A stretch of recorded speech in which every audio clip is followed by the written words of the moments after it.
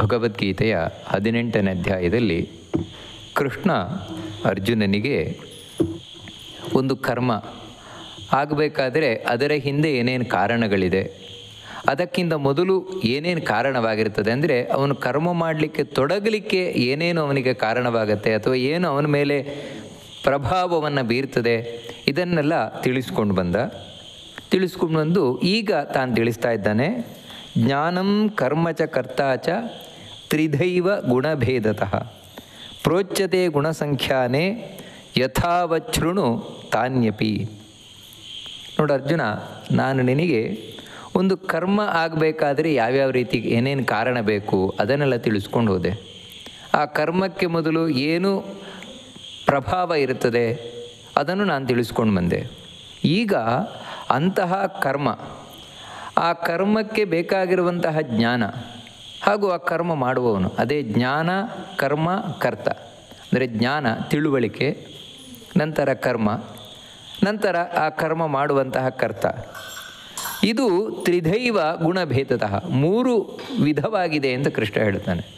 3 ವಿಧವಾಗಿರುವಂಥದ್ದು. ಹೇಗೆ ಅಂತ ಹೇಳಿದ್ರೆ ಗುಣಭೇದತಃ, 3 ಗುಣದಿಂದಾಗಿ, ಸಾತ್ವಿಕ ರಾಜಸ ತಾಮಸ, ಈ 3 ಗುಣಗಳಿಗೆ ಅನುಗುಣವಾಗಿ 3 ವಿಧವಾಗಿದೆ ಅಂತ ಹೇಳಿದರೆ ಜ್ಞಾನದಲ್ಲಿ ಸಾತ್ವಿಕವಾದ ಜ್ಞಾನ, ರಾಜಸವಾದ ಜ್ಞಾನ, ತಾಮಸವಾದ ಜ್ಞಾನ. ಅಂದರೆ ಸಾತ್ವಿಕ ರಾಜಸ ತಾಮಸ ಅಂದರೆ ಆ ಗುಣಗಳು. ಅರ್ಥಾತ್ ಈಗ ಜಗತ್ತಿನಲ್ಲಿ ತಿಳುವಳಿಕೆ, ನಾಲೆಡ್ಜ್ ಅಂತ ಹೇಳ್ತೇವೆ.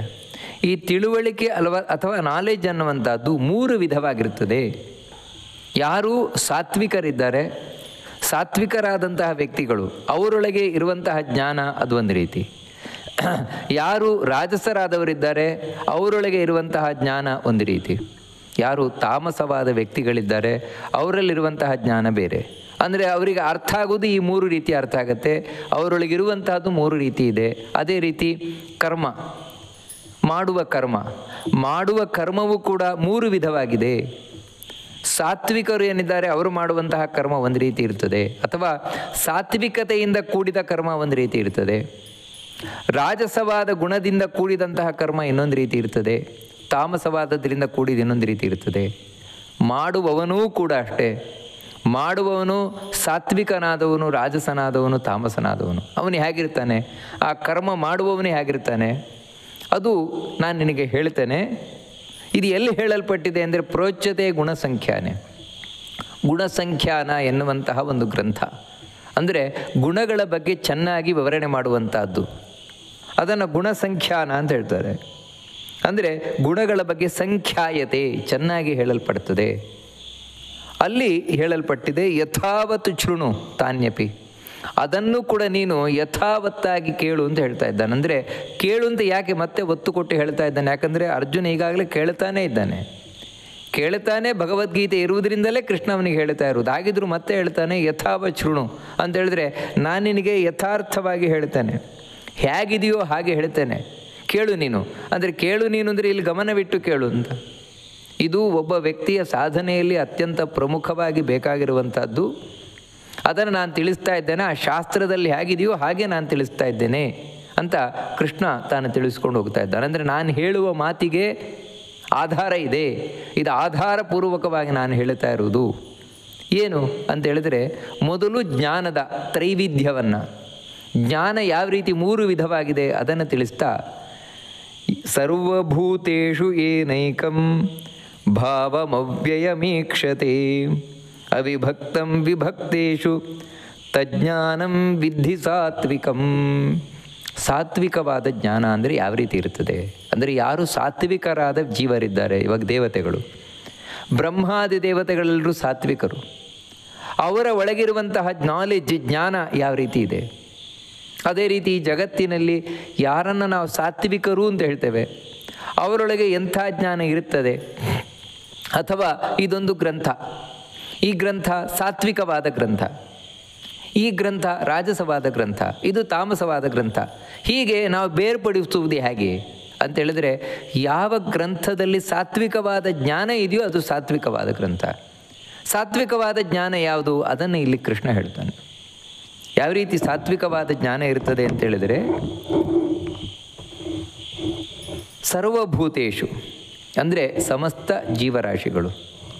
ಸಮಸ್ತ ಜೀವರಾಶಿಗಳು ಅಂತ ಹೇಳಿದ್ರೆ ಬರೀ ಜೀವ ಅಂತ ಮಾತ್ರ ಅಲ್ಲ, ಜಡವೂ ಕೂಡ, ಜಡಗಳು ಕೂಡ, ಜಡ ಜೀವ ಈ ವಿಷಯಗಳು ಅವುಗಳೇನೆಂದರೆ ತುಂಬ ಇದೆ. ಅದು ಹೇಗೆಂದರೆ ವಿಭಕ್ತೇಷು, ಇದು ಭಿನ್ನವಾಗಿದೆ. ಇದು ಮೊದಲು ತಿಳ್ಕೊಳ್ತದೆ. ಮೊದಲು ಒಬ್ಬ ಸಾತ್ವಿಕವಾದ ಜ್ಞಾನವುಳ್ಳವನು ಏನು ಅರ್ಥ ಮಾಡ್ಕೊಂಡಿರ್ತಾನೆ ಅಂತ ಹೇಳಿದರೆ, ಜೀವರು ಭಿನ್ನ ಭಿನ್ನವಾಗಿದ್ದಾರೆ, ಒಬ್ಬರಿದ್ದ ಹಾಗೆ ಒಬ್ಬರಿಲ್ಲ, ಇದನ್ನು ತಿಳ್ಕೊಳ್ತಾನೆ ಅವನು. ಜಡಗಳು ಬೇರೆ ಬೇರೆ ಆಗಿದೆ, ಭಿನ್ನಾಶ್ಚ ಭಿನ್ನ ಧರ್ಮಾಶ್ಚ ಪದಾರ್ಥಾ ನಿಖಿಲ ಅಪಿ, ಇದು ಬಹಳ ಮುಖ್ಯವಾಗಿ ತಿಳ್ಕೊಂಡಿರ್ತಾನೆ. ಅಂದರೆ ಒಬ್ಬ ಜೀವ ಇದ್ದ ಹಾಗೆ ಒಬ್ಬ ಜೀವ ಇಲ್ಲ. ಇಲ್ಲಿ ಕೋಟಿ ಕೋಟಿ ಲೆಕ್ಕ ಇಲ್ಲದಷ್ಟು ಜೀವರಾಶಿಗಳಿದ್ದಾರೆ, ಪ್ರತಿಯೊಬ್ಬರೂ ಕೂಡ ಭಿನ್ನ ಭಿನ್ನ ಭಿನ್ನ. ಅಂದರೆ ಅವರ ಸ್ವಭಾವ ಬೇರೆಯಾಗಿದೆ, ಅವರ ಗುಣಗಳು ಬೇರೆ ಆಗಿದೆ, ಈ ರೀತಿ ಬೇರೆ ಬೇರೆ ಬೇರೆ ಬೇರೆ ಆಗಿದೆ. ಒಂದು ಜಡ ವಸ್ತುವು ಕೂಡ ಭಿನ್ನ ಭಿನ್ನ ಭಿನ್ನ ಭಿನ್ನವಾಗಿದೆ. ಅಂದರೆ ಡಿಫ್ರೆನ್ಸಿಯೇಷನ್, ಎಲ್ಲವೂ ಡಿಫ್ರೆಂಟ್ ಆಗಿದೆ. ನಿಮಗೆ ಎಲ್ಲಿವರೆಗೆ ಅಂದರೆ, ಒಂದೇ ಕಾರ್ಖಾನೆಯಲ್ಲಿ ತಯಾರಾದಂತಹ ಒಂದು ವಸ್ತು ಮೇಲುನೋಟಕ್ಕೆ ನೋಡಲಿಕ್ಕೆ ನಮಗೆ ಎಲ್ಲವೂ ಒಂದೇ ರೀತಿ ಕಾಣಿಸ್ತದೆ, ಯಾಕಂದರೆ ಒಂದೇ ಕಾರ್ಖಾನೆಯಲ್ಲಿ ಬಂದಿರುವಂತಹ ಪದಾರ್ಥ. ಆದರೆ ನೀವು ಅತ್ಯಂತ ಸೂಕ್ಷ್ಮವಾಗಿ ಗಮನಿಸಿದಾಗ ಒಂದಕ್ಕಿಂತ ಇನ್ನೊಂದಕ್ಕೆ ಎಲ್ಲೋ ಸ್ವಲ್ಪ ವ್ಯತ್ಯಾಸ ಇದೆ. ಅತ್ಯಂತ ಸೂಕ್ಷ್ಮವಾಗಿ ಗಮನಿಸಬೇಕಿದನ್ನು ಅಂತ ಹೇಳಿದರೆ, ಈ ಭಿನ್ನತೆ ಅನ್ನುವಂಥದ್ದೇನಿದೆ, ಭಿನ್ನತೆ ಅನ್ನುವುದಕ್ಕೆ ಸೂಕ್ಷ್ಮ ದೃಷ್ಟಿ ಬೇಕಾಗ್ತದೆ. ಕೇವಲ ನೀವು ಸ್ಥೂಲ ನೋಟಕ್ಕೆ ನೋಡಿದಾಗ ಯಾವ ರೀತಿ ದೂರದ ಬೆಟ್ಟ ನುಣ್ಣಗೆ ಅಂತ ಹೇಳ್ತೇವಲ್ವ, ಆ ರೀತಿ ದೂರದಲ್ಲಿ ನೀವು ಬೆಟ್ಟವನ್ನು ನೋಡಿದರೆ ನಿಮಗೆ ಒಂದೇ ಕಾಣಿಸ್ತದೆ.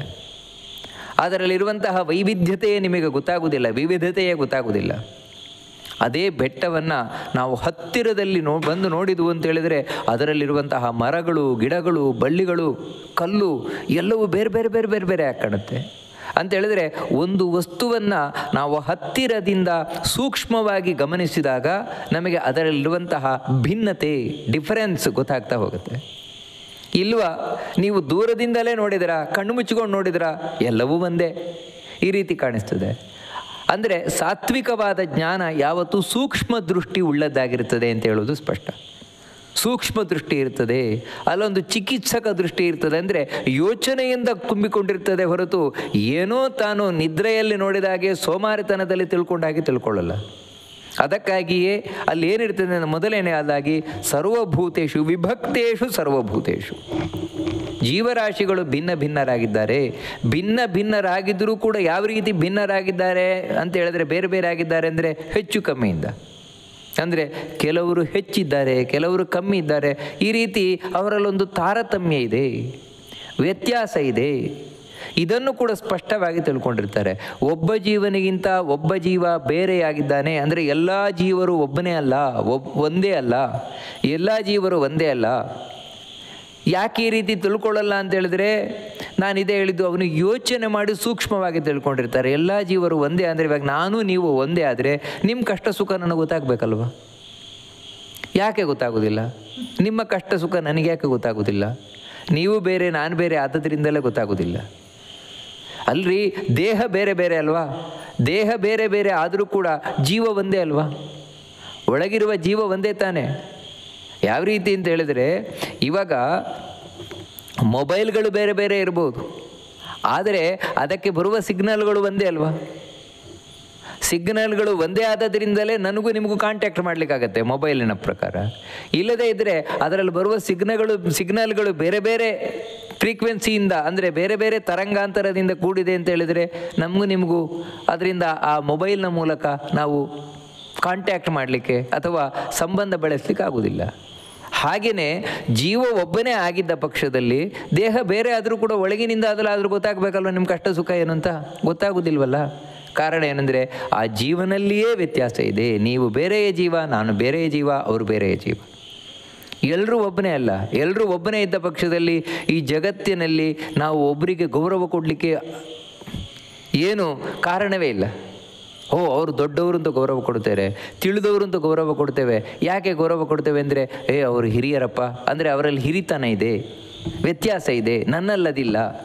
ಹೀಗೆ ವಾಸ್ತವಿಕವಾಗಿ ಜೀವನಲ್ಲಿ ಭಿನ್ನತೆ ಇರುವುದರಿಂದಲೇ ಇವತ್ತು ನಾವು ಗೌರವ ಕೊಡ್ತೇವೆ, ಸತ್ಕಾರವನ್ನು ಮಾಡ್ತೇವೆ, ಪೂಜೆಯನ್ನು ಮಾಡ್ತೇವೆ.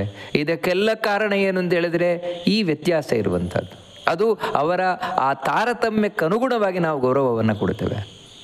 ಇವಾಗೊಂದು ಮನೆಯಲ್ಲಿ ಅಜ್ಜ ಇದ್ದರೆ ಅಜ್ಜನಿಗೆ ಹೆಚ್ಚಿನ ಗೌರವ ಕೊಡ್ತೇವೆ, ಆ ನಂತರದವರ ಅಪ್ಪ ಅವನಿಗೆ ನಂತರ ಗೌರವ ಕೊಡ್ತೇವೆ. ಈ ರೀತಿ ಅವರ ಒಂದು ಯೋಗ್ಯತೆ, ಅವರ ಒಂದು ಸ್ಥಾನ, ಇದನ್ನೆಲ್ಲ ನೋಡಿ ನಾವು ಗೌರವ ಕೊಡ್ತೇವೆ. ಇದೆಲ್ಲ ಏನು ಅಂತ ಹೇಳಿದರೆ ವ್ಯಕ್ತಿಯಲ್ಲಿರುವ ವ್ಯತ್ಯಾಸಗಳು, ಜೀವರಲ್ಲಿರುವ ವ್ಯತ್ಯಾಸಗಳು, ಜಡದಲ್ಲಿರುವ ವ್ಯತ್ಯಾಸಗಳು. ಇದನ್ನು ಸ್ಪಷ್ಟವಾಗಿ ತಿಳ್ಕೊಂಡಿರ್ತಾನಂತೆ.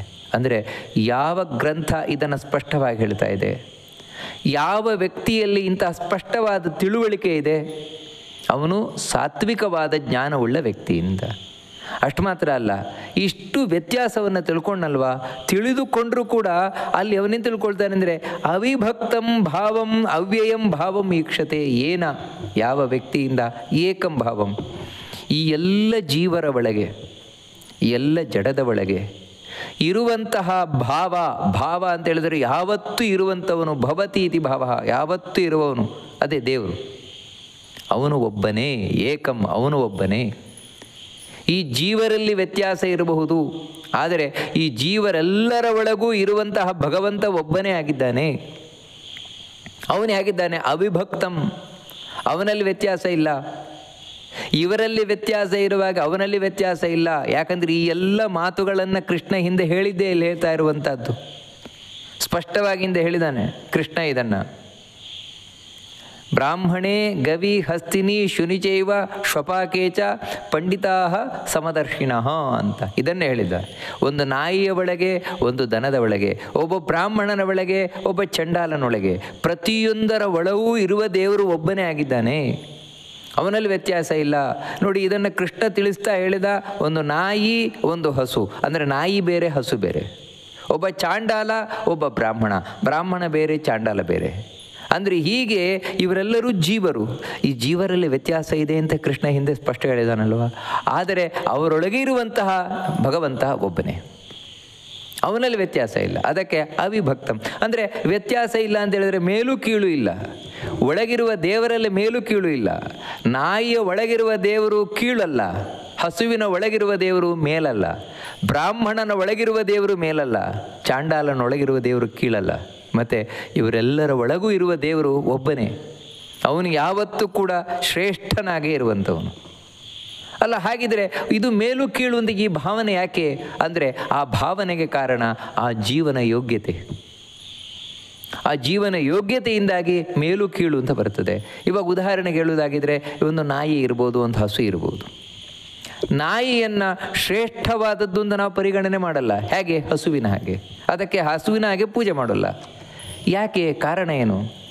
ಇದರ ಎರಡರ ಒಳಗೂ ದೇವರು ಕೂತಿದ್ದಾನೆ, ಎರಡರೊಳಗೂ ಒಂದೇ ರೀತಿ ಇದ್ದಾನೆ ಅಂತ ಹೇಳಿದಾಗ ಎರಡಕ್ಕೂ ನಾವು ಒಂದೇ ರೀತಿ ಗೌರವವನ್ನು ಕೊಡಬೇಕಲ್ವ, ನಾಯಿಗೂ ಹಸುವಿಗೂ. ಯಾಕಂದರೆ ಎರಡೂ ನಮಗೆ ಉಪಕಾರಿಯೇ.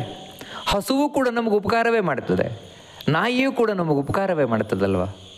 ಈ ರೀತಿ ಇರಬೇಕಾದ್ರೆ ಇದರಲ್ಲಿ ತಾರತಮ್ಯ ಯಾಕೆ, ಭೇದ ಭಾವವನ್ನು ಯಾಕೆ ತೋರಿಸುವುದು? ಒಂದು ನಾಯಿಗೆ ಮಾತ್ರ ನಾವು ಅದಕ್ಕೆ ಅವಮಾನ ಮಾಡುವುದು, ಹಸುವಿಗೆ ಮಾತ್ರ ಪೂಜೆ ಮಾಡುವುದು, ಯಾಕೆ ಈ ರೀತಿ ಅಂತ ಹೇಳಿದರೆ ಅದನ್ನು ಹೇಳುವಂಥದ್ದು ಜೀವರಲ್ಲಿರುವ ವ್ಯತ್ಯಾಸ. ಹೌದು, ಎರಡೂ ನಮಗೆ ಉಪಕಾರ ಮಾಡುತ್ತದೆ. ಇವಾಗ ನಾಯಿಯೂ ಉಪಕಾರ ಮಾಡುತ್ತದೆ, ಹಸುವು ಉಪಕಾರ ಮಾಡುತ್ತದೆ. ಆದರೆ ಹಸುವಿನ ಉಪಕಾರ ನಾಯಿ ಮಾಡೋಲ್ಲ. ನಾಯಿ ಮಾಡುವ ಉಪಕಾರ ಕೇವಲ ಹೊರಗಿಂದ ಮಾತ್ರ. ಮನೆ ಕಾಯ್ತದೆ, ಅದು ಯಜಮಾನನನ್ನು ಕಾಯ್ತದೆ, ಅಷ್ಟೇ ಮಾಡುವಂಥದ್ದು. ಆದರೆ ಹಸು ಹಾಗಲ್ಲ. ಹಸು ಮನೆಯನ್ನು ಕಾಯುವುದು ಹೊರಗಿನಿಂದಲ್ಲ, ಒಳಗಿನಿಂದ. ಅಂತೇಳಿದರೆ ಹಸುವಿನ ಸೇವೆಯನ್ನು ಮಾಡಿದರೆ ಅವನಿಗೆ ಕಳ್ಳರ ಭಯ ಇಲ್ಲ, ಅದರ ಭಯ ಇಲ್ಲ. ಅಷ್ಟು ಮಾತ್ರ ಅಲ್ಲ, ಹಸುವಿನ ಸೇವೆ ಮಾಡುವವನಿಗೆ ಯಾವ ದುಷ್ಟ ಗ್ರಹಗಳ ಭಯ ಇಲ್ಲ. ದುಷ್ಟ ಗ್ರಹಗಳಿಂದ ಉಂಟಾಗುವ ಯಾವುದೇ ಪೀಡೆ ಇರ್ಬೋದು, ಅದರಿಂದ ಬರುವ ಕಷ್ಟ ಇರ್ಬೋದು, ಅಥವಾ ಭೂತ ಪ್ರೇತ ಪಿಶಾಚಿ ಇಂತಹ ದುಷ್ಟ ಶಕ್ತಿಗಳಿಂದ ಬರುವಂತಹ ಯಾವುದೇ ಒಂದು ಪೀಡೆ ಇರ್ಬೋದು, ಅಥವಾ ಯಾವುದೇ ದುಷ್ಟ ವ್ಯಕ್ತಿಗಳು ಮಾಡಿದ ಮಾಟ ಮಂತ್ರ ಮುಂತಾದಂತಹ ಯಾವುದೇ ಪ್ರಯೋಗಗಳಿರ್ಬೋದು. ಇದರಿಂದ ರಕ್ಷಣೆಯನ್ನು ಕೊಡುವಂಥದ್ದು ಹಸು. ಇದನ್ನು ನಾಯಿ ಕೊಡೋಲ್ಲ. ನಾಯಿ ನಮಗೆ ಇದರಿಂದ ರಕ್ಷಣೆ ಕೊಡೋಲ್ಲ. ಅದರಿಂದ ರಕ್ಷಣೆ ಕೊಡುವ ತಾಕತ್ತು ಅದಕ್ಕಿಲ್ಲ, ನಾಯಿಗಿಲ್ಲ, ಹಸುವಿಗಿದೆ. ಹಸುವಿಗೆ ಈ ತಾಕತ್ತಿದೆ ನೋಡಿ. ಅದರಿಂದಾಗಿಯೇ ಹಸುವನ್ನು ನಾವು ಪೂಜಿಸುವಂಥದ್ದು. ಅಂದರೆ ಆ ಜೀವದಲ್ಲಿ ವ್ಯತ್ಯಾಸ ಇದೆ. ಹಸುವಿನಲ್ಲಿರುವ ಜೀವ ಏನಿದ್ದಾನೆ, ಜೀವಕ್ಕೆ ಆ ಹಸುವಿನಲ್ಲಿರುವುದರಿಂದಾಗಿ ಅಷ್ಟು ಮಹತ್ವ ಇದೆ. ಅದಕ್ಕಾಗಿ ನಾವು ಪೂಜೆ ಮಾಡೋದು. ಮತ್ತು ಇನ್ನೊಂದೇನೆಂದರೆ, ನಾವು ಹಸುವಿಗೆ ಪ್ರತಿದಿನವೂ ಪ್ರದಕ್ಷಿಣೆ ಬಂದರೆ, ಹಸುವಿನ ಸೇವೆಯನ್ನು ಮಾಡಿದರೆ ನಮ್ಮ ಅಭಿಲಾಷೆ ಪೂರ್ಣ ಆಗುತ್ತೆ. ಮನಸ್ಸಿನಲ್ಲಿ ನಾವು ಏನು ಇಚ್ಛಿಸ್ತೇವೆ ಅದು ಪೂರ್ಣ ಆಗುತ್ತೆ. ಖಂಡಿತ ಸಾಧ್ಯ ಉಂಟು ಗೋ ಸೇವೆಯಿಂದ. ಅದೇ ನೀವು ಶ್ವಾನ ಸೇವೆ ಮಾಡಿದರೆ, ಇವಾಗ ನಾಯಿಗೆ ಹೀಗೆ ಪ್ರದಕ್ಷಿಣೆ ಬಂದು ನಮಸ್ಕಾರ ಮಾಡಿದರೆ ಏನಾಗೋಲ್ಲ. ಇದೆಲ್ಲ ಸುಮ್ಮನೆ ಅಲ್ಲ, ನಮ್ಮ ಪ್ರಾಚೀನರು ಇದನ್ನೆಲ್ಲ ತಾವು ಕಂಡೇ ಒಂದಕ್ಕೆ ಬೆಲೆ ಕೊಟ್ಟರು, ಒಂದಕ್ಕೆ ಬೆಲೆ ಕೊಡಲಿಲ್ಲ. ಇಲ್ಲಿ ವಾಸ್ತವಿಕವಾಗಿ ಭೇದ ಭಾವ ಮಾಡಲಿಕ್ಕೆ ಒಂದು ಕೀಳು ಅಥವಾ ಮೇಲು ಅಂತ ಏನೋ ಆ ವ್ಯಕ್ತಿ ಕಾರಣ ಅಲ್ಲ. ಮತ್ತೇನೆಂದರೆ ಆ ವ್ಯಕ್ತಿಯಲ್ಲಿರುವಂತಹ ಆ ವೈಶಿಷ್ಟ್ಯ ಇರುವುದು ಇಲ್ಲದೆ ಇರುವುದು ಕಾರಣ. ಇದು ಕಾರಣ ಅಷ್ಟೇ. ಅಂದರೆ ಹೀಗೆ ಆ ವ್ಯಕ್ತಿಯಲ್ಲಿ ಜೀವನದಲ್ಲಿ ವ್ಯತ್ಯಾಸ ಇದೆ. ಆದರೆ ಅದರೊಳಗಿರುವ ದೇವರು ಒಬ್ಬನೇ, ನಾಯಿಯ ಒಳಗಿರುವ ದೇವರು ಒಬ್ಬನೇ. ಅದಕ್ಕಾಗಿ ಶಾಸ್ತ್ರ ಹೇಳುವುದು, ನಾಯಿಗೆ ಕಲ್ಲು ಹೊಡಿಬೇಡ, ನಾಯಿಗೂ ಅವಮಾನ ಮಾಡಬೇಡ, ಅದಕ್ಕೆ ಪೂಜೆ ಮಾಡಲಿಕ್ಕೆ ಹೋಗಬೇಡ. ಯಾಕಂದರೆ ಪೂಜೆ ಮಾಡಿದರೆ ನಿನಗೇನು ಸಿಗದೆ ಫಲ ಸಿಗಲಿಕ್ಕಿಲ್ಲ. ಹಾಗಂತ ನಾಯಿಗೆ ಕಲ್ಲು ಹೊಡೆದು ಅವಮಾನ ಮಾಡಬೇಡ, ಯಾಕಂದರೆ ಅದರೊಳಗಿರುವ ದೇವರಿಗೆ ಅವಮಾನ ಮಾಡಿದಾಗೆ. ನಾಯಿಗೊಂದು ಅನ್ನ ಹಾಕ್ತೀಯ ಅಂತ ಹೇಳಿದ್ರೆ ತಿಳ್ಕೊ, ನಾನು ಒಳಗಿರುವ ದೇವರಿಗೆ ಅನ್ನ ಹಾಕ್ತಾ ಇದ್ದೇನೆ ಅಂತ. ನೋಡಿ, ಅದಕ್ಕೆ ಯಾವ ರೀತಿ ಹಸುವಿಗೆ ನಾವೊಂದು ಆಹಾರ ಹಾಕ್ತೇವೆ, ಹಸುವಿಗೆ ಆಹಾರ ಹಾಕಬೇಕಾದ್ರೂ ಇದೇ ಭಾವನೆಯನ್ನು ಇಟ್ಕೊಂಡು ಹಾಕುವಂಥದ್ದು. ಒಳಗಿರುವ ದೇವರಿಗೆ ನಾನು ಆಹಾರ ಹಾಕ್ತಾ ಇದ್ದೇನೆ ಅಂತ. ಅಲ್ಲೂ ಕೃಷ್ಣಾರ್ಪಣ ಅಂತಲೇ ಹೇಳ್ತೇವೆ. ಅದೇ ರೀತಿ ಒಂದು ನಾಯಿಗೆ ಆಹಾರವನ್ನು ಹಾಕಿಯು ಕೃಷ್ಣಾರ್ಪಣ ಅಂತ ಹೇಳಬೇಕಾದದ್ದು. ಅಂದರೆ ಹೀಗೆ ಒಳಗಿರುವ ದೇವರು ಅವನೊಬ್ಬನೇ ಆಗಿದ್ದಾನೆ, ಅವನಲ್ಲಿ ಯಾವುದೇ ವ್ಯತ್ಯಾಸ ಇಲ್ಲ. ಮತ್ತು ಯಾವ ರೀತಿ ಇದ್ದಾನೆ ಅಂತ ಹೇಳಿದ್ರೆ ಅವ್ಯಯಂ, ಮತ್ತು ಅವನು ನಾಶರಹಿತನಾಗಿದ್ದಾನೆ. ದೇವರು ಯಾವತ್ತೂ ನಾಶರಹಿತ. ಈ ಜೀವ ಇರಬಹುದು, ಈ ಜಡ ಇರಬಹುದು, ಇದು ನಾಶವಾಗ್ತದೆ. ಅಂದರೆ ಇದರಿಂದ ಏನಾಯಿತು ಅಂದರೆ, ಒಂದು ಸಾತ್ವಿಕವಾದ ಜ್ಞಾನ ನಮ್ಮನ್ನು ದೇವರ ಕಡೆಗೆ ಕರ್ಕೊಂಡು ಹೋಗ್ತದೆ. ಕಾರಣ ಏನು ಅಂತ ಹೇಳಿದ್ರೆ, ನಿನಗೆ ನಾಶ ಇಲ್ಲದವನಾಗಬೇಕು ನೀನು ಅಂತ ಹೇಳಿದ್ರೆ ನಾಶ ಇಲ್ಲದ ದೇವರನ್ನೇ ಹಿಡಿಬೇಕು. ಮತ್ತು ಉಳಿದದ್ದೆಲ್ಲವೂ ನಾಶ ಆಗ್ತದೆ. ಅದನ್ನು ಹಿಡ್ಕೊಂಡ್ರೆ ನಿನಗೆ ಪ್ರಯೋಜನ ಇಲ್ಲ. ಅಂದರೆ ಹೀಗೆ ಮುಖ್ಯವಾಗಿ ತಿಳಿಸುವಂಥದ್ದು ದೇವರ ಬಗ್ಗೆ ಸ್ಪಷ್ಟವಾದ ತಿಳುವಳಿಕೆಯನ್ನು, ಜೀವದ ಬಗ್ಗೆ ಸ್ಪಷ್ಟವಾದ ತಿಳುವಳಿಕೆಯನ್ನು, ಜಡವಾದ ಜಗತ್ತಿನ ಬಗ್ಗೆ ಸ್ಪಷ್ಟವಾದ ತಿಳುವಳಿಕೆಯನ್ನು, ಇಷ್ಟಲ್ಲದೆ ಇವರಿಗಿರುವ ವ್ಯತ್ಯಾಸವನ್ನು, ಜೀವರಲ್ಲಿ ಇರುವ ವ್ಯತ್ಯಾಸ, ಜೀವ ಭೇದ, ಮತ್ತು ಜೀವನಿಗೂ ಜಡಕ್ಕೂ ಇರುವಂತಹ ಭೇದ, ಜಡಕ್ಕೂ ದೇವರಿಗೂ ಇರುವಂತಹ ಭೇದ, ಅದೇ ರೀತಿ ದೇವರಿಗೂ ಜೀವನಿಗೂ ಇರುವ ಭೇದ, ಜಡಕ್ಕೆ ಇರುವ ಭೇದ, ಈ ರೀತಿ ಪಂಚಭೇದಗಳು ಅಂತ ಹೇಳ್ತಾರೆ. ಅದಕ್ಕೆ ಇದನ್ನು ಪ್ರಪಂಚ ಅಂತ ಕರೆಯುವಂಥದ್ದು. ಇಂತಹ ಭೇದ ಜ್ಞಾನ ಉಳ್ಳವನಾಗಿ ದೇವರ ಬಗ್ಗೆ ಸ್ಪಷ್ಟವಾಗಿ ತಿಳುವಳಿಕೆ ಇದೆಯಾ, ಈ ತಿಳುವಳಿಕೆಗೆ ಸಾತ್ವಿಕವಾದ ತಿಳುವಳಿಕೆ, ಸಾತ್ವಿಕವಾದ ಜ್ಞಾನ ಅಂತ ಹೇಳ್ತಾನೆ. ಇದು ಸ್ಪಷ್ಟವಾಗಿ ಇಲ್ಲಿವರೆಗೆ ಭಗವದ್ಗೀತೆಯಲ್ಲಿ ಪ್ರತಿಪಾದಿಸಲ್ಪಟ್ಟಿರುವ ಜ್ಞಾನ. ಕೃಷ್ಣ ಭಗವದ್ಗೀತೆಯಲ್ಲಿ ಸ್ಪಷ್ಟವಾಗಿ ಇದನ್ನೇ ತಿಳಿಸ್ಕೊಂಡು ಬಂದಿದ್ದಾನೆ. ನೀವು ಬೇಕಿದ್ರೆ ಹಿಂದಿನಿಂದ ನೋಡ್ತಾ ಬನ್ನಿ, ಇದೇ ನಿಮಗೆ ಸ್ಪಷ್ಟವಾಗಿ ತಿಳಿಯುವಂಥದ್ದು. ಇನ್ನು ರಾಜಸವಾದ ಜ್ಞಾನ ಯಾವ ರೀತಿ ಇರ್ತದೆ ಅದನ್ನು ಕೃಷ್ಣ ತಿಳಿಸ್ಕೊಂಡು ಹೋಗ್ತಾನೆ. ಪೃಥಕ್ತ್ವೇನ ತು ಯಜ್ಞಾನಂ ನಾನಾ ಭಾವಾನ್ ಪೃಥಕ್ ವಿಧಾನ್ ವೇತ್ತಿ ಸರ್ವೇಷು ಭೂತೇಷು ತಜ್ಞಾನಂ ವಿಧಿ ರಾಜಸಂ. ರಾಜಸವಾದ ಜ್ಞಾನ ಅಥವಾ ರಾಜಸವಾದ ಜ್ಞಾನವನ್ನು ಹೊಂದಿರುವ ಒಂದು ಗ್ರಂಥ ಯಾವ ರೀತಿ ಇರ್ತದೆ ಅಂತ ಹೇಳಿದರೆ, ಯಜ್ಞಾನಂ ಯಾವ ಜ್ಞಾನ, ಯಾವ ತಿಳುವಳಿಕೆ, ಸರ್ವೇಷು ಭೂತೇಷು ಪೃಥಕ್ತ್ವೇನ ವೇತ್ತಿ, ಎಲ್ಲ ಜೀವರಾಶಿಗಳ ಬಗ್ಗೆ ಪೃಥಕ್ತ್ವೇನ ಭಿನ್ನತೆಯಿಂದ ತಿಳ್ಕೊಳ್ತದೆ. ಅಂದರೆ ಪೃಥಕ್ತ್ವೇನ ಭಿನ್ನತೆಯಿಂದ ಅಂತ ಹೇಳಿದರೆ ಯಾವ ರೀತಿ ಅಂತ ಹೇಳಿದರೆ, ನಾನಾ ಭಾವಾನ್ ಪೃಥಕ್ ವಿಧಾನ ಅಂತ ಹೇಳಿದರೆ, ಇಲ್ಲಿ ಇರುವಂತಹ ಜೀವರಾಶಿಗಳು ನಾವು ಹಿಂದೆ ಯಾವ ರೀತಿ ನೋಡಿದ್ವು, ಸಾತ್ವಿಕ ಜ್ಞಾನ ಇದ್ದಾಗೆ, ಹಾಗೆಯೇ ಇಲ್ಲಿ ಜೀವರೆಲ್ಲರೂ ಬೇರೆ ಬೇರೆ ಆಗಿದ್ದಾರೆ. ಒಬ್ಬ ಜೀವ ಇದ್ದಾಗ ಇನ್ನೊಬ್ಬ ಜೀವ ಇಲ್ಲ, ಒಬ್ಬ ವ್ಯಕ್ತಿ ಇದ್ದಾಗ ಇನ್ನೊಬ್ಬ ವ್ಯಕ್ತಿ ಇಲ್ಲ. ಎಲ್ಲ ವ್ಯಕ್ತಿಗಳು ಭಿನ್ನವಾಗಿದ್ದಾರೆ.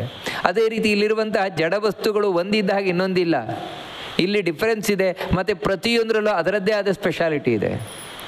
ಈ ರೀತಿ ಪೃಥಕ್ ಭಾವಾನ್ ಭಿನ್ನವಾಗಿದೆ, ಜಡ ಬೇರೆ ಜೀವ ಬೇರೆ, ಈ ರೀತಿ ತಿಳ್ಕೊಂಡು ಪೃಥಕ್ ವಿಧಾನ್ ನಾನಾ ಭಾವಾನ್. ಪೃಥಕ್ ವಿಧಾನ ಅಂದರೆ ಮತ್ತೆ ಅದರಲ್ಲಿ ಒಂದೊಂದು ಬೇರೆ ವ್ಯತ್ಯಾಸಗಳಿದೆ. ಇವಾಗ ನೀವೊಂದು ಜಡವಸ್ತು ಅಂತ ತಗೊಂಡ್ರೆ, ಜಡವಸ್ತುವಿನಲ್ಲೂ ಕೂಡ ಕಲ್ಲು ಬೇರೆ, ಮಣ್ಣು ಬೇರೆ, ಮರಳು ಬೇರೆ, ಮುತ್ತು ರತ್ನ ವಜ್ರೂಢ ವೈಡೂರ್ಯ ಬೇರೆ. ಈ ರೀತಿ ಇವೆಲ್ಲವೂ ಜಡ ವಸ್ತುವೇ. ಜಡ ವಸ್ತುವಿನಲ್ಲಿ ವ್ಯತ್ಯಾಸ ಇದೆ. ಹಾಗಂತ ಕಲ್ಲಿನಲ್ಲಿ ಮತ್ತೆ ವ್ಯತ್ಯಾಸಗಳಿದೆ.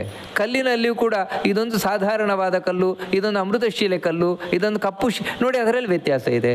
ಇನ್ನು ಮಣ್ಣಿನಲ್ಲಿ ತಗೊಂಡ್ರೆ ಮಣ್ಣಿನಲ್ಲಿ ಮತ್ತೆ ವ್ಯತ್ಯಾಸ ಇದೆ. ಇದು ಕೆಂಪು ಮಣ್ಣು, ಇದು ಕಪ್ಪು ಮಣ್ಣು. ಈ ರೀತಿ ಒಂದರಲ್ಲಿ ಜೀವರಲ್ಲಿ ಜಡರಲ್ಲಿ ವ್ಯತ್ಯಾಸ ಇದೆ, ಮತ್ತೆ ಅದರಲ್ಲಿ ನಾನಾ ವಿಧವಾಗಿದೆ. ಈ ರೀತಿ ಒಟ್ಟಾರೆ ನಾವು ತಿಳ್ಕೊಳ್ಳೋದಾದ ಏನು ಅಂತ ಹೇಳಿದ್ರೆ, ಈ ಪ್ರಪಂಚದ ಬಗ್ಗೆ ಸರಿಯಾದ ಜ್ಞಾನ ಇದೆ. ಪ್ರಪಂಚ ಅಂತ ಅದಕ್ಕೆ ಕರೆಯುವುದು. ಇಲ್ಲಿ ಪಂಚವಿಧವಾದ ಭೇದ ಇದೆ, ಗೊತ್ತಿದೆ ಅವನಿಗೆ. ಈ ಭೇದ ಜಡಕ್ಕೆ ಜೀವಕ್ಕೆ ಎಲ್ಲ ಭೇದ ಗೊತ್ತಿದೆ. ಇಷ್ಟು ತಿಳ್ಕೊಂಡಿರುವಂತಹ ಜ್ಞಾನ ಏನಿದೆ, ಇಂಥ ಜ್ಞಾನ ಏನಿದೆ, ಇದು ರಾಜಸವಾದ ಜ್ಞಾನ ಅಂತ ಕೃಷ್ಣ ಹೇಳ್ತಾ ಇದ್ದಾನೆ. ಇಲ್ಲಿ ನಮಗೆ ಸಂಶಯ ಬರುವುದೇನು ಅಂತ ಹೇಳಿದರೆ, ಅಲ್ಲ ಹಿಂದೆಯೂ ನೀವು ಇದನ್ನು ಹೇಳಿದಲ್ವಾ, ಹಿಂದೆ ಸಾತ್ವಿಕವಾದ ಜ್ಞಾನ ಅಂತಲೂ ಇದನ್ನೇ ಹೇಳಿದ್ರಿ, ಇವಾಗ ರಾಜಸವಾದ ಜ್ಞಾನ ಅಂತಲೂ ಇದನ್ನೇ ಹೇಳ್ತಾ ಇದ್ದೀರಲ್ವಾ ಅಂತ ಹೇಳಿದರೆ, ಒಂದನ್ನು ನೀವು ಗಮನಿಸಿಲ್ಲ.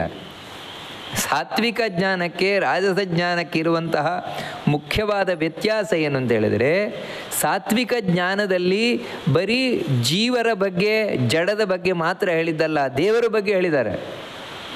ನಾವಲ್ಲಿ ಹೇಳಬೇಕಾದ್ರೆ ಅವನಿಗೆ ದೇವರ ಬಗ್ಗೆ ಸರಿಯಾದ ಜ್ಞಾನ ಇರುತ್ತದೆ. ಎಲ್ಲರ ಒಳಗೂ ದೇವರಿದ್ದಾನೆ, ಅವನಲ್ಲಿ ವ್ಯತ್ಯಾಸ ಇಲ್ಲ. ಅವನು ಎಲ್ಲರ ಒಳಗೂ ನಿರ್ದೋಷ ಗುಣಪೂರ್ಣನಾಗಿ ಕೂತಿದ್ದಾನೆ ಅಂತ ಹೇಳಿದರೆ, ಆ ದೇವರ ಬಗ್ಗೆ ಸರಿಯಾದ ಜ್ಞಾನವನ್ನು ಹೊಂದಿರ್ತಾರೆ.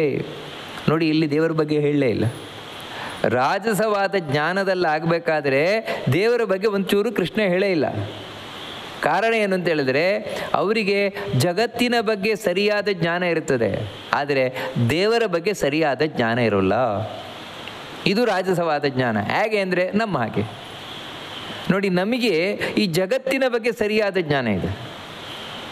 ಈ ಜಗತ್ತು ನಾನು ಬೇರೆ, ನೀವು ಬೇರೆ, ಅದು ಬೇರೆ, ಇದು ಬೇರೆ ಎಲ್ಲ ಗೊತ್ತು. ಅದರಲ್ಲೂ ಕೂಡ ಅವರು ದೊಡ್ಡವರು, ಇವರು ಸಣ್ಣವರು, ಇದೆಲ್ಲ ನಮಗೆ ಗೊತ್ತಿದೆ. ದೇವರ ಬಗ್ಗೆ ಕೇಳಿ, ದೇವರ ಬಗ್ಗೆ ನಮಗೆ ಗೊತ್ತಿದೆಯಾ? ಗೊತ್ತಿಲ್ಲ. ದೇವರ ಬಗ್ಗೆ ಗೊತ್ತಿಲ್ಲ, ಅಥವಾ ದೇವರ ಬಗ್ಗೆ ಗೊತ್ತಿದ್ರೂ ಕೂಡ ನಿಶ್ಚಯವಾಗಿ ಗೊತ್ತಿಲ್ಲ ಅಂತ ಹೇಳಿದ್ರೆ ಡೌಟೇ.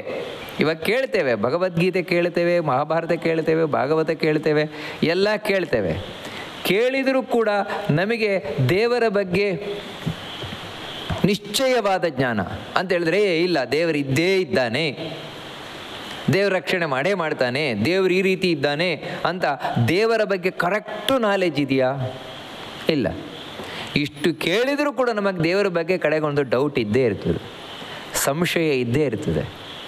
ಕಾರಣ ಏನಂದರೆ ಇದೇ ರಾಜಸವಾದ ಜ್ಞಾನ ಅಂತ ಹೇಳಿದರೆ, ದೇವರ ವಿಷಯದಲ್ಲಿ ಸಂಶಯವನ್ನು ಹೊಂದಿರುವ ಜ್ಞಾನ, ಜಗತ್ತಿನ ವಿಷಯದಲ್ಲಿ ಸ್ಪಷ್ಟವಾದ ತಿಳುವಳಿಕೆಯನ್ನು ಪಡೆದಿರುವ ಜ್ಞಾನ, ಇದೇ ರಾಜಸವಾದ ಜ್ಞಾನ, ಸಾತ್ವಿಕವಾದ ಜ್ಞಾನ. ಸಾತ್ವಿಕವಾದ ಜ್ಞಾನದಲ್ಲಿ ದೇವರ ಬಗ್ಗೆನೂ ಅವನಿಗೆ ಸರಿಯಾಗಿ ಗೊತ್ತಿದೆ, ಜೀವನ ಬಗ್ಗೆನೂ ಸರಿಯಾಗಿ ಗೊತ್ತಿದೆ, ಈ ಪ್ರಪಂಚದ ಬಗ್ಗೆನೂ ಸರಿಯಾಗಿ ಗೊತ್ತಿದೆ. ಇದು ಸಾತ್ವಿಕವಾದ ಜ್ಞಾನ. ಈ ರೀತಿ ಜೀವನ ಬಗ್ಗೆ, ದೇವರ ಬಗ್ಗೆ ಹಾಗೂ ಜಡದ ಬಗ್ಗೆ, ಪ್ರಪಂಚದ ಬಗ್ಗೆ ಸರಿಯಾಗಿ ತಿಳಿಸುವಂತಹ ಯಾವ ಗ್ರಂಥ ಇದೆ ಅದು ಸಾತ್ವಿಕವಾದ ಜ್ಞಾನವನ್ನು ಹೊಂದಿರುವ ಗ್ರಂಥ.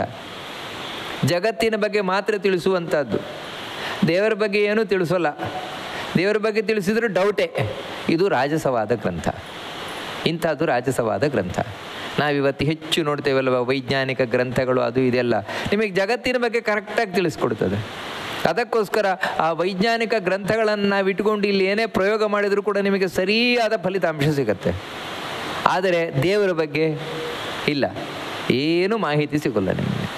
ಅಂದರೆ ಇದೇನು ಅಂತ ಹೇಳಿದ್ರೆ ರಾಜಸವಾದ ಗ್ರಂಥಗಳು, ರಾಜಸವಾದ ವಿಷಯಗಳು, ರಾಜಸವಾದ ಜ್ಞಾನ. ಇನ್ನು ತಾಮಸವಾದ ಜ್ಞಾನದ ಬಗ್ಗೆ ಕೃಷ್ಣ ತಿಳಿಸ್ಕೊಂಡು ಹೋಗ್ತಾನೆ.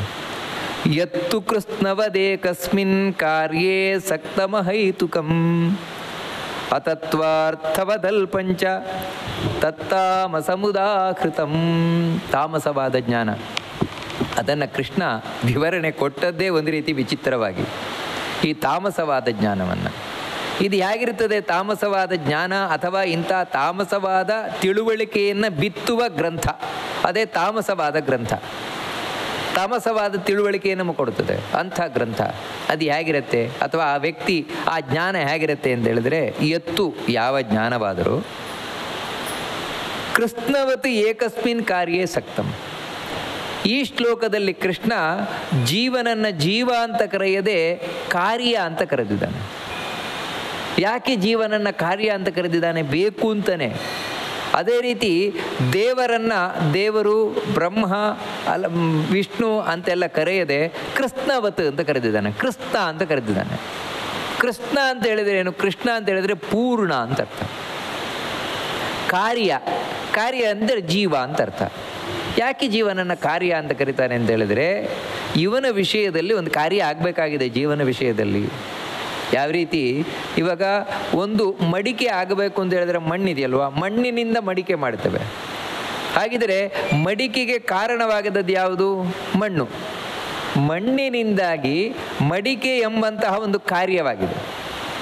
ಮಣ್ಣಿನಿಂದಾದ ಕಾರ್ಯ ಅದು ಮಡಿಕೆ.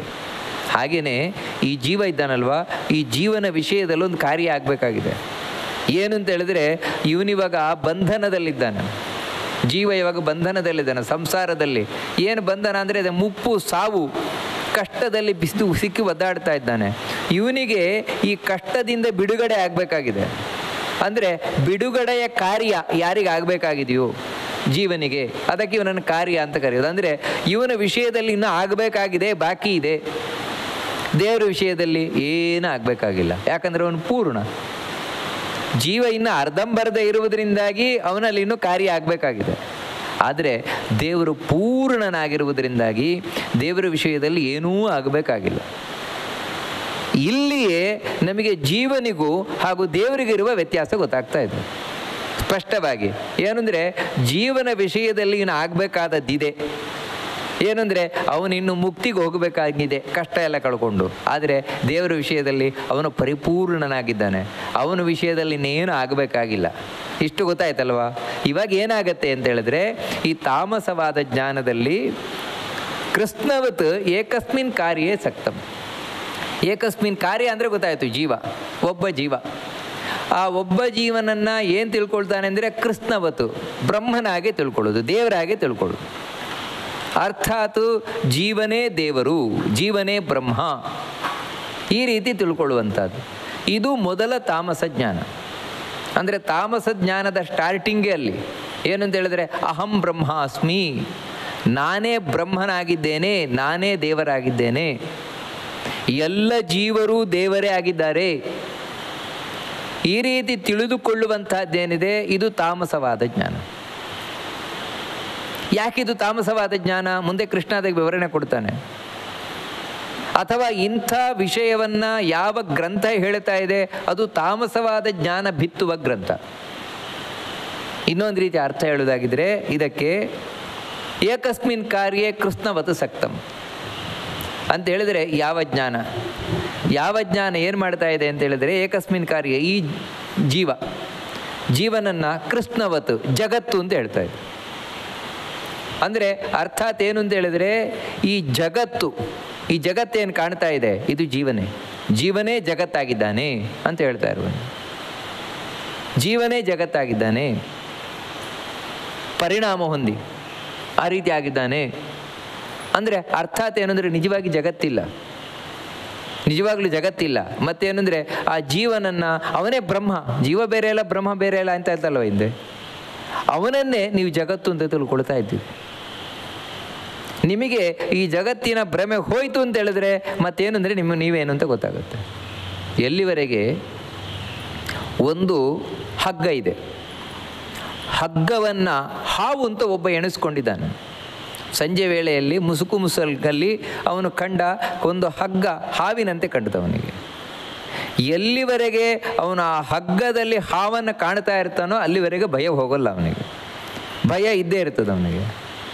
ಯಾರೊಬ್ಬರು ಬಂದರು, ಅದು ಹಾವಲ್ಲ, ಅದು ಹಗ್ಗ ಅಂತ ತಾವು ತೋರಿಸಿದ್ರು. ಅಯ್ಯೋ ಇದು ಹಗ್ಗವಾ, ನಾನು ಇಲ್ಲಿವರೆಗೆ ತುಂಬ ಹೆದರ್ಕೊಂಡಿದ್ದೆ. ಹೆದರಿಕೆ ಹೊರಟೋಯ್ತು ನೋಡಿ.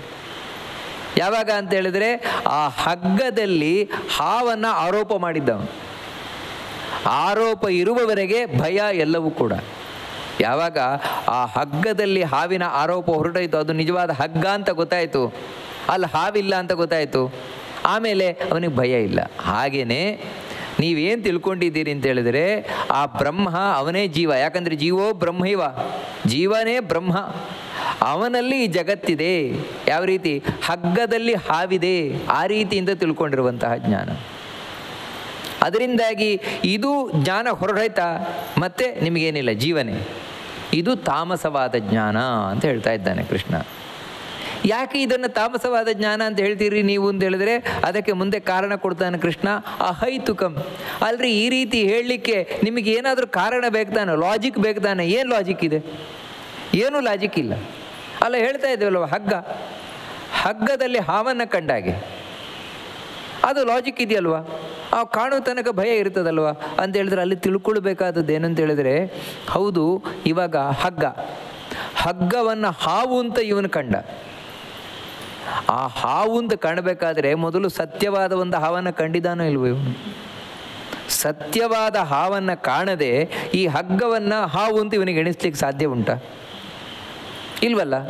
ಸತ್ಯವಾದ ಹಾವನ್ನು ಕಂಡಿರಲೇಬೇಕಲ್ವ? ಆ ಸತ್ಯವಾದ ಹಾವನ್ನು ಯಾವುದನ್ನು ಕಂಡಿದ್ದಾನೆ ಅದನ್ನು ಇಲ್ಲಿ ಆರೋಪ ಮಾಡ್ತಾ ಇರೋದಲ್ವ?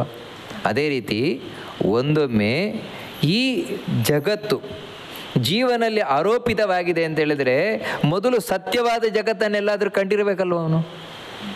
ಕಂಡಿಲ್ಲದೆ ಇದ್ರೆ ಇಲ್ಲಿ ಆರೋಪ ಮಾಡೋದು ಹೇಗ್ರಿ? ಆಗುವುದಿಲ್ವಲ್ಲ. ಹಾಗಿದ್ರೆ ಜಗತ್ತು ಸತ್ಯವಾಗಿದೆ ಅಂತ ಒಪ್ಕೊಳ್ಬೇಕಲ್ವ? ಒಪ್ಕೊಂಡ್ರೆ ಮಾತ್ರ ನಿಮಗೆ ಇಲ್ಲಿ ಆರೋಪ ಮಾಡಲಿಕ್ಕಾಗತ್ತೆ, ಇಲ್ಲಿದ್ರೆ ಆಗೋದಿಲ್ಲ. ಇದಕ್ಕೇನು ಹೇಳೋದು? ಈ ಲಾಜಿಕ್ ಹೇಗೆ? ಉತ್ತರ ಇಲ್ಲ. ಅದಕ್ಕೆ ಹೇಳಿಕ್ಕೆ ಬರೋಲ್ಲ, ನಿಮಗೆ ಉತ್ತರ ಹೇಳಲಿಕ್ಕೆ ಬರೋಲ್ಲ. ಅಂದರೆ ಈ ರೀತಿ ಏನು ಲಾಜಿಕ್ ಹೇಳ್ತಾರೆ, ಈ ಲಾಜಿಕ್ಗಳಿಗೆ ಪ್ರೂವ್ ಮಾಡಲಿಕ್ಕಾಗೋಲ್ಲ. ಅದಕ್ಕೆ ಅಹೈತುಕಂ ಅಂತ ಹೇಳ್ತಾನೆ. ಇನ್ನೊಂದೇನು ಅಂತ ಹೇಳಿದರೆ, ಏಕಸ್ಮಿನ್ ಕಾರ್ಯೇ ಸಕ್ತಂ. ಈ ಜಗತ್ತು ವಾಸ್ತವಿಕವಾಗಿ ಇಲ್ಲ, ಸುಳ್ಳಿದು, ಮಿಥ್ಯ. ಈ ಜಗತ್ತು ಸುಳ್ಳು. ಮತ್ತೇನು ಅಂತ ಹೇಳಿದರೆ, ಒಬ್ಬ ಜೀವನ ಭ್ರಮೆಯಿಂದಾಗಿ ಜಗತ್ತು ಕಾಣಿಸ್ತಾ ಇದೆ. ಇದು ಭ್ರಮೆಯಿಂದಿರುವುದು. ಅದಕ್ಕೆ ಜಗನ್ಮಿಥ್ಯ, ಜಗತ್ತು ಸುಳ್ಳು ಅಂತ ಈ ರೀತಿ ಹೇಳುವಂತಹ ವಾದ.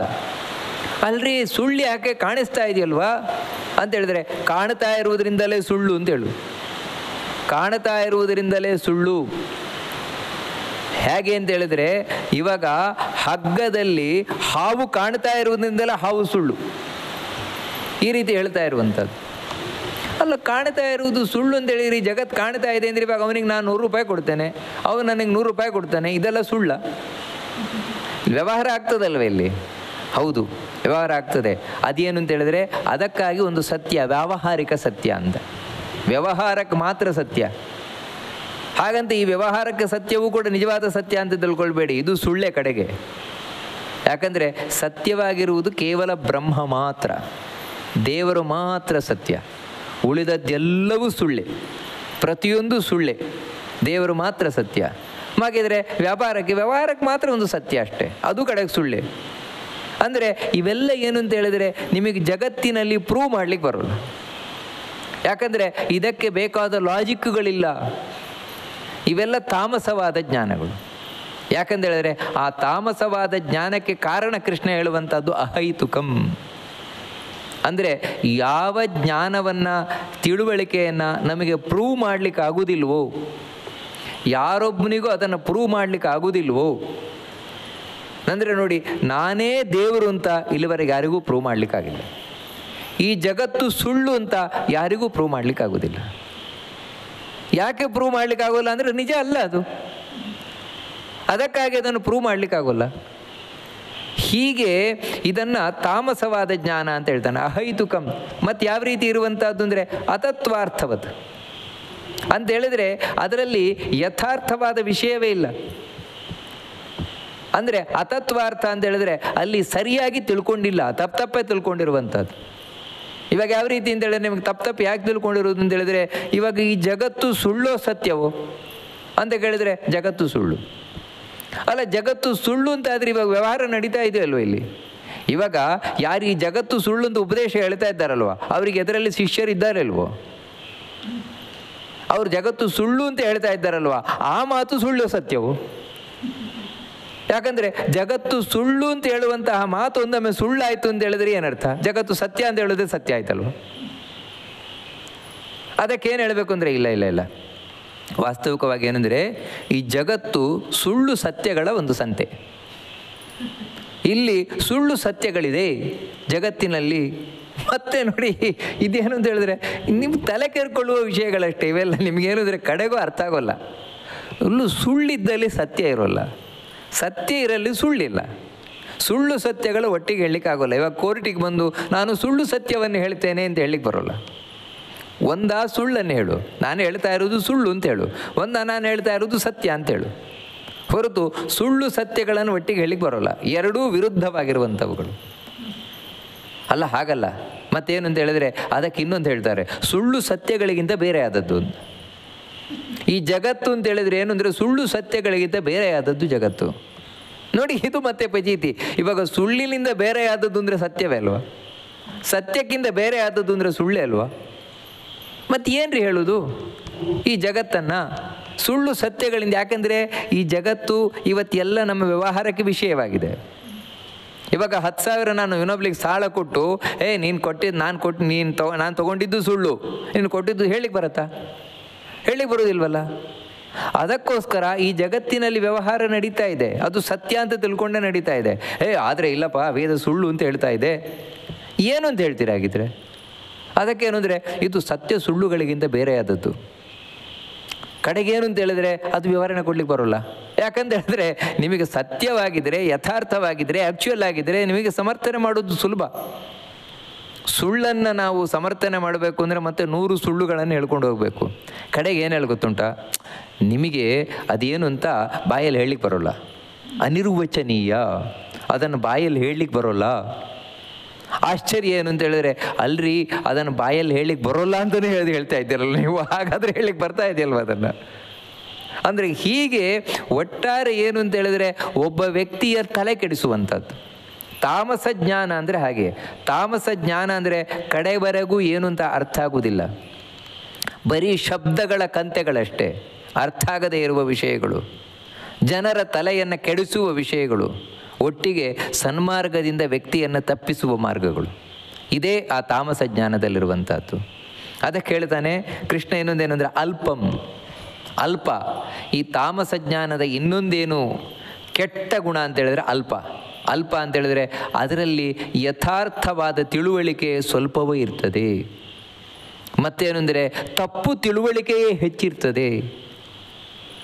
ವಿಪರೀತ ಜ್ಞಾನ ಅಥವಾ ಅಜ್ಞಾನ ಇದೇ ಹೆಚ್ಚಾಗಿ ಯಾವ ಜ್ಞಾನದಲ್ಲಿ ಕೂತಿದೆಯೋ ನಿಮಗೆ ಎಲ್ಲಿವರೆಗೆ ಇರ್ತದೆ ಅಂತ ಹೇಳಿದರೆ, ಎಷ್ಟು ವಿಪರೀತ ಜ್ಞಾನ ಅಂತ ಹೇಳಿದರೆ ವಿರುದ್ಧವಾದ ತಪ್ಪು ತಿಳುವಳಿಕೆಗಳ ವ್ಯಕ್ತಿಗಳಲ್ಲಿ ಕೂತಿರ್ತದೆ ಅಂತ ಹೇಳಿದರೆ, ಅವರ ಹತ್ರ ನೀವು ಪ್ರಶ್ನೆ ಮೇಲೆ ಪ್ರಶ್ನೆ ಮಾಡ್ಕೊಂಡು ಹೋದರೆ ಏನು ಅವರು ಹೇಳ್ಕೊಂಡು ಸಮರ್ಥನೆ ಮಾಡ್ಕೊಂಡು ಹೋಗ್ತಾರೆ, ಅದರ ಮೇಲೆ ಪ್ರಶ್ನೆ ಮಾಡಿದರೆ ಅವ್ರು ಉತ್ತರ ಹೇಳಲಿಕ್ಕೆ ಬರೋಲ್ಲ.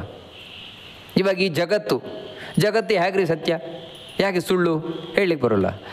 ಇಲ್ಲ, ಬ್ರಹ್ಮ ಮಾತ್ರ, ಆ ಬ್ರಹ್ಮನೇ ಜೀವನ ಆಗುವಂಥದ್ದು. ಬ್ರಹ್ಮನಿಗೆ ಮಾಯೆ ಬಂದು ಈ ಮಾಯೆ ಮತ್ತು ಸತ್ಯವೂ ಸುಳ್ಳು, ಬ್ರಹ್ಮ ಮಾತ್ರ ಸತ್ಯ ಅಂದರೆ ಮಾಯೆ ಸತ್ಯವೂ ಸುಳ್ಳು, ಮತ್ತೆ ಉತ್ತರ ಹೇಳಲಿಕ್ಕೆ ಬರೋಲ್ಲ. ಈ ರೀತಿ ಅನೇಕ ಪ್ರಶ್ನೆಗಳೇ ಉತ್ತರ ಇಡದೆ ತಡವರಿಸ್ತಾ ಕಡೆಗೆ ಏನು ಉತ್ತರ ಕೊಡ್ತಾರೆ ಗೊತ್ತುಂಟ? ನಮಗೆ ಉತ್ತರ ಕೊಡ್ಲಿಕ್ಕೆ ಬರೋದಿಲ್ವಲ್ಲ, ಅದೇ ನಮ್ಮ ಗ್ರೇಟ್ನೆಸ್ ಅಂತ. ಯಾವುದಕ್ಕೂ ಉತ್ತರ ಕೊಡ್ಲಿಕ್ಕೆ ಬರದೇ ಇರುವುದೇ ನಮ್ಮ ಹೆಚ್ಚುಗಾರಿಕೆ ಅಂತ. ಅಂದರೆ ಇದಕ್ಕೇನು ಹೇಳ್ತೀರಿ? ಇಂಥ ಒಂದು ದಡ್ಡತನಕ್ಕೆ ಏನು ಹೇಳಲಿಕ್ಕಾಗತ್ತೆ? ಏನು ಹೇಳಲಿಕ್ಕಾಗೋದಿಲ್ಲ. ಯಾಕಂತ ಹೇಳಿದ್ರೆ ತಾಮಸ ಜ್ಞಾನವೇ ಆಗಿ. ತಾಮಸ ಜ್ಞಾನಕ್ಕೆ ನೋಡಪ್ಪ, ನೀನು ನರಕಕ್ಕೆ ಹೋಗ್ತೀಯಾ, ನೀನು ಹಾಳಾಗಿ ಹೋಗ್ತೀಯಾ, ಆಗಲಿ, ಹಾಳಾಗೋಗಲಿ, ಏನಾಗಬೇಕಾಗಿದೆ ಇವಾಗ? ಹಾಳಾಗೋದ್ರೆ ಹಾಳಾಗಿ ಹೋಗ್ತೇನೆ ನಾನು. ನೋಡಿ, ಈ ರೀತಿ ಹೇಳುವಂಥದ್ದು ಅವ್ರದ್ದು. ಹೌದಾ, ನಾನು ಹಾಳಾಗ್ತೇನಾ, ನಾನು ಉದ್ಧಾರ ಆಗಬೇಕಿಲ್ವೇ ಇಲ್ಲ ಅಂತೇಳಿದ್ರೆ, ನಿಮಗೆ ಒಂದೇ ಮಾತಲ್ಲಿ ಹೇಳುವುದಾದರೆ ತಾಮಸವಾದ ಜ್ಞಾನ ಯಾವ ರೀತಿ ಇದೆ ಅಂದರೆ ಕಂಪ್ಲೀಟ್ ಪರ್ವರ್ಟೆಡ್. ಎಲ್ಲವೂ ನಿಮಗೆ ವಿರುದ್ಧವಾಗಿ ನೆಗೆಟಿವ್ ಸಂಪೂರ್ಣ 100% ನೆಗೆಟಿವ್ ಥಾಟ್ಸಿಂದ ಕೂಡಿರುವಂತಹ ಯಾವ ನಾಲೆಜ್ ಇದೆಯೋ ಅದು ತಾಮಸವಾದ ಜ್ಞಾನ. ಹೀಗೆ ಈ 3 ವಿಧವಾದ ಜ್ಞಾನಗಳಿದೆ ಅಂತ ಕೃಷ್ಣ ಹೇಳ್ತಾನೆ. ಒಂದು ಸಾತ್ವಿಕವಾದ ಜ್ಞಾನ, ದೇವತೆಗಳಲ್ಲಿರುವ ಜ್ಞಾನ. ಯಾರು ದೇವರ ಲೋಕಕ್ಕೆ ಹೋಗ್ತಾರೋ ಅವರೊಳಗೆ ಕೂತಿರುವ ಜ್ಞಾನ. ಯಾವುದು ನಮ್ಮನ್ನು ದೇವರ ಲೋಕಕ್ಕೆ ಕರ್ಕೊಂಡು ಹೋಗ್ತದೆ ಅಂಥ ಗ್ರಂಥಗಳಲ್ಲಿರುವ ಜ್ಞಾನ. ರಾಜಸವಾದ ಜ್ಞಾನ ಸಾಮಾನ್ಯ ನಾವು ಈ ಲೋಕದಲ್ಲಿ ನೋಡುವ ಜ್ಞಾನ. ತಾಮಸವಾದ ಜ್ಞಾನ ಅದೇ ದೈತ್ಯರಲ್ಲಿ, ದುಷ್ಟರಲ್ಲಿ, ಯಾರು ನರಕಕ್ಕೆ ಹೋಗಿ ಬೀಳುತ್ತಾರೋ ಅವರಲ್ಲಿರುವಂತಹ ಜ್ಞಾನ. ಹೀಗೆ ಈ ಜ್ಞಾನದ ತ್ರೈವಿಧ್ಯವನ್ನು ಕೃಷ್ಣ ತಿಳಿಸ್ಕೊಂಡು ಹೋದ.